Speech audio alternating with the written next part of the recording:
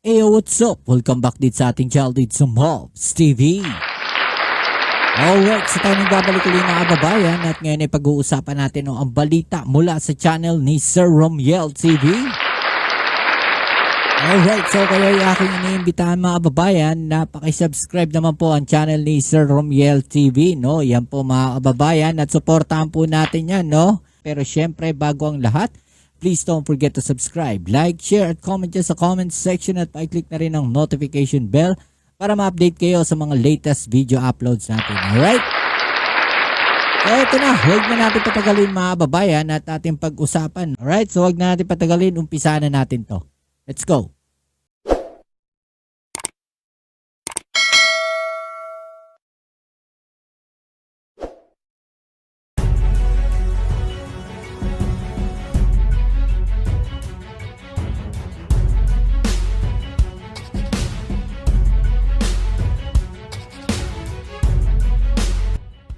Ngayong linggo lamang ay nagpakita na naman ulit ang tinatawag na monster ship ng China sa West Philippine Sea at hindi lang ito nag-iisa dahil may mga kasama pa itong mga malalaking vessels din ng China Coast Guard at papalapit ang mga ito sa coastline ng Pilipinas.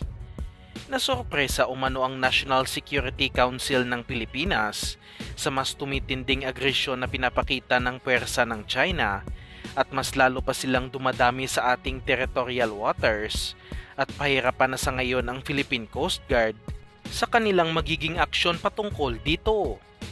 Ang nakabantay noon ay ang BRP Teresa Magbanwa ng Coast Guard na pinakamalaking barko sa kanilang armada, ngunit sa sobrang gamit na ito sa pagbabantay sa West Philippine Sea ay nag-overheat ang nasabing vessel kaya pinalitan ito ng BRP Gabriela Silang. Medyo may kalakihan din naman ang BRP Gabriela Silang na nasa 83 meters. Ngunit kung ikukumpara ito sa monster ship ng China na nasa 165 meters, ay mistulang patrol boat na lang ang ating vessel at wala pa itong dalang mga weapon system. Halos lahat ng barko ng Philippine Coast Guard ay tanging mga 12.7mm heavy machine gun lamang ang pangunahing dinadala at mga water cannon, kaya matapang tayong pinapasok ng ibang mga banyaga sa ating territorial waters dahil walang armas ang ating mga vessels. Hindi ibig sabihin na kapag lalagyan ng armas ay gagamitin na talaga ito ng ating Coast Guard, kundi isang babala at panakot lamang na hindi basta-basta ang ating mga pwersa doon. At sa bagong balita, mukhang naisipan na ng Coast Guard na magkaroon ng mga armadong vessels matapos inilabas sa isang dokumento na bibili ng 3 armadong patrol vessels ang Pinas at inaasahang ito ang mga Cape-class patrol vessels na offer ng Australia. Sinasabing hinanapan talaga ito ng pondo ng ating senator na si Juan Miguel Zubiri upang matuloy ang proyektong ito at nasa 2.5 billion pesos ang magiging halaga ng 3 vessels. Hindi pa kasama dito ang ikakabit na armas ng Coast Guard.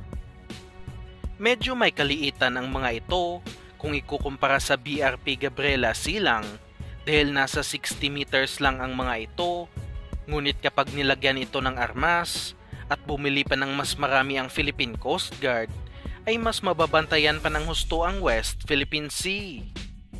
Ang sinasabing ikakabit sa mga patrol vessels ay ang mga 30mm remote controlled cannon na katulad sa nilagay sa mga Acero class ng Philippine Navy at napakaganda ng plano na ito dahil magkakaroon na ng pangil ang ating Coast Guard. Malaking tulong ang mga armas dahil maliban sa pwede itong gamiting panakot sa Chinese militia vessels ay pwede din itong pangdepensa lalo na sa panahon ngayon na uso ang mga drones dahil napaka-accurate na ng mga kanyon sa ngayon. Hindi lang din mga 30mm remote controlled cannon ang pwedeng ilagay sa mga patrol vessels dahil base sa website ng Ostal ay pwede din ang mga ito lagyan ng mas malaking 40mm cannon, depende na lang din kung ano ang gustong ilagay ng Pilipinas. Umaasa tayo na hindi lang ang mga bagong Cape-class vessels ang malalagyan ng mga armas dahil sinasabi rin na pati ibang Coast Guard vessels ay pinaplano na rin lagyan ng mga kanyon at sana'y magawa ito sa lalong madaling panahon.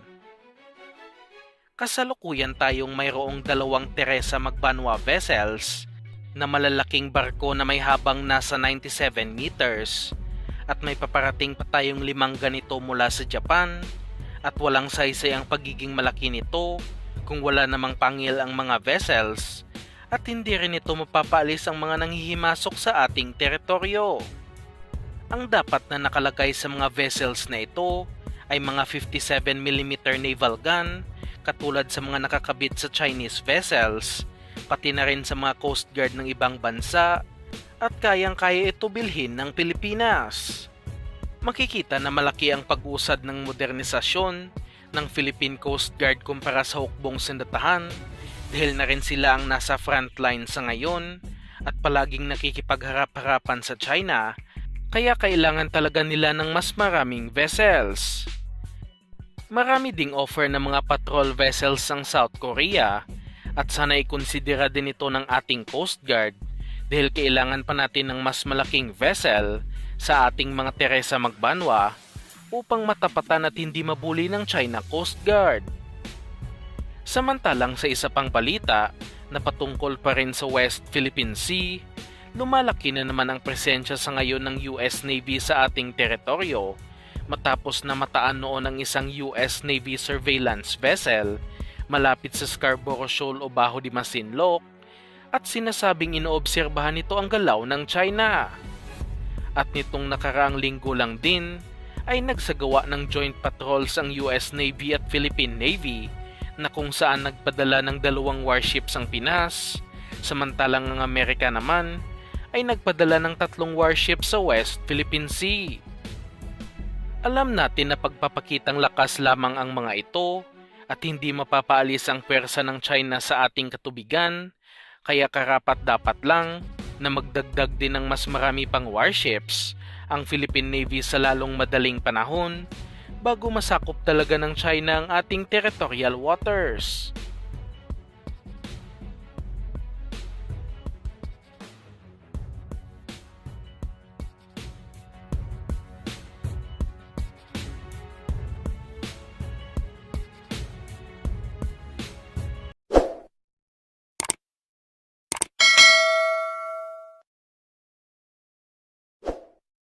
No, kayo anong masasabi niyo diyan mga kababayan?